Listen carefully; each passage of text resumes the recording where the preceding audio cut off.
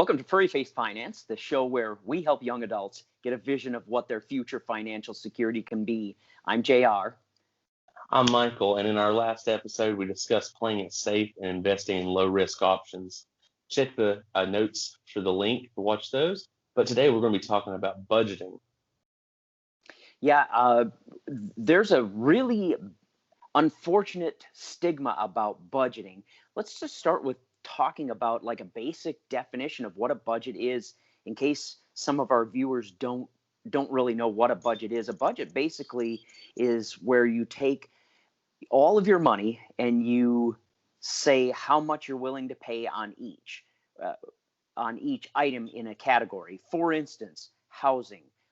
What percentage of your total money are you willing to pay on housing? That's what we're talking about when we're talking about budgeting. And a lot of people think that it's really restrictive.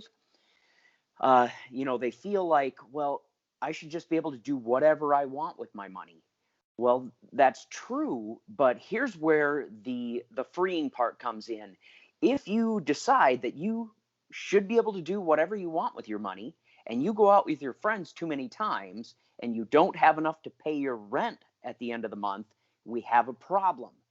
But if you budget the amount of money you spend on going out with your friends, and you have plenty of money left over to pay your rent, that's the freeing part. You don't have to worry about whether I'm going to make my rent payment or not, whether I'm going to be able to pay my phone and keep it active, whether I'm going to be able to put gas in the car.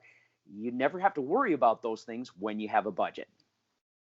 Yeah, those are some great examples, and I think those are something to keep in mind for sure, because a budget, like we've talked about in our previous episodes, we're talking about planning for the long run. Yes, right now, short-term goals, you're making that money for maybe your first big job, and you're wanting to go and spend it, and I guess the kind of the term that comes to mind is keeping up with the Joneses. You're wanting to buy the new car that your friends have or the big fancy apartment. You're wanting to do those things, but I strongly, strongly encourage you to really take budgeting seriously. It's very important. It'll make you have a much better future if you account at least for some of what you're needing to budget for, such as your housing, your car, those kind of things. And that can go for both a college student and a non-college student. Honestly, though, I think JR has a little bit better example because a lot of his children have attended college, so he has all of that information for you guys. Yeah, really, if you go searching the internet for how to budget my money, you are going to find a whole heap of stuff on budgeting for a family. They're all basically built on a married couple that has several kids, and that's what these sample budgets look like. Well, for college students, for instance, you have a very different budget. You at least the first 2 years you are required to live on campus, which means you have a food package where you're eating at the cafeteria. You have your housing all paid for, which means no electric budget, no heating budget, no sewer, no water. You don't have to worry about those elements in your budget. So you're going to have a very different budget as a college student, more so than you would like uh, even as a non-college, if you've taken the non-college route. Yeah, and with the non-college route, such as your boy right here, my budget has been super important because you got to cover your big three. You got to make sure. The way that I look at it is you can do one of two things.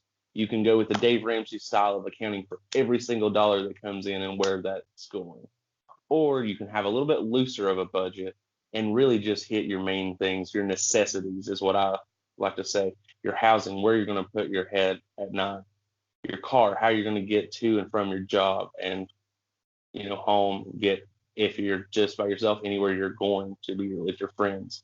And the third thing is your food, whether that be going out to eat or coming at home and having a good cooked meal, or if you like Lunchables like me, Lunchables are great.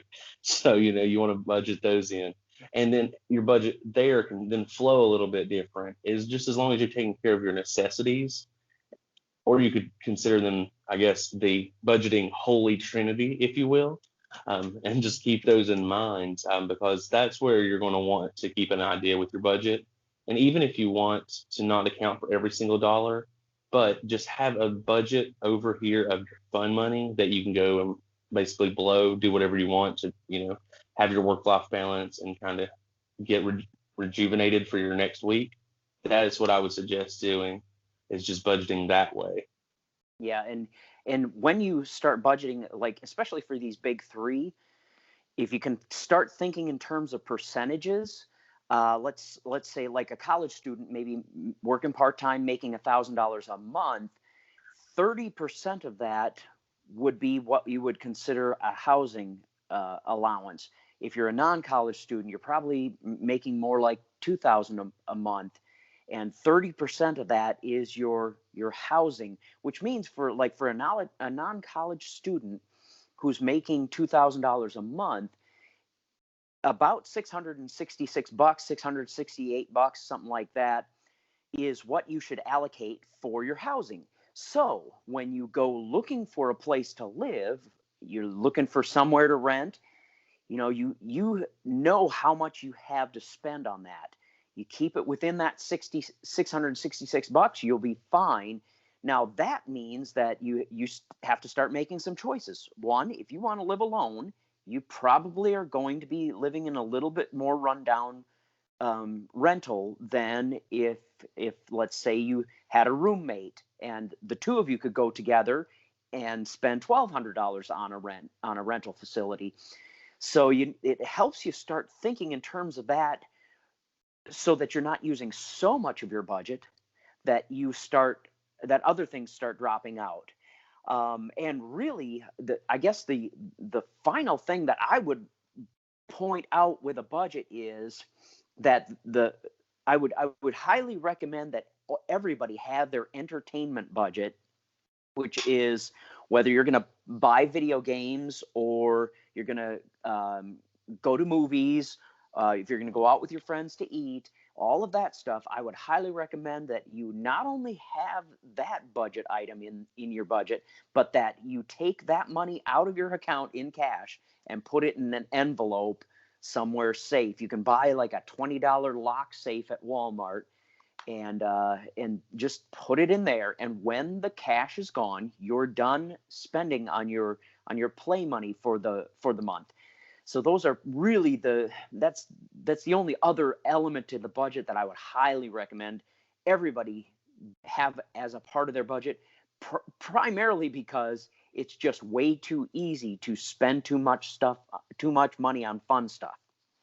It is. It definitely is, especially when you've been working hard all week and all you want to do is have some fun and kind of let loose. So that's definitely a good point, to kind of use the cash flow. Now, something that kind of came to my mind was based on how you get paid, whether that be bi-monthly, every 2 weeks, or weekly.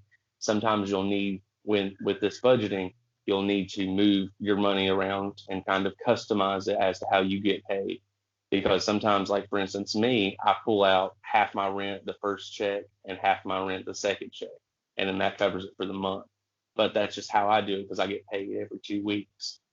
But that way, I don't have a huge chunk coming out of one check and then have to like move my bills around. I can kind of split it up, and you can always call if you happen to have credit cards, like if you've listened to our previous episodes and you've gotten those credit cards, make sure to keep up with those due dates. And if you need to, you can call and request a due date change to make it more friendly for your budget, so you don't have so much coming out of one check and then have so little coming out of the next, and you kind of balance it a little bit more. And that makes it easier for, like JR saying, to pull out that cash for your entertainment and be able to balance it throughout the month instead of just one part of the month you're tight and grind, staying at home and saving money, and then the second check, when you have that freedom, you're out blowing money, and then you go a little too far and mess up your budget. Yeah. Hey guys, if you want us to help you understand your budget or give you some ideas on how to budget, definitely DM us on Instagram at Furry Faced Finance, or send us a Snapchat at Furry Faced, and we will be happy to help you out.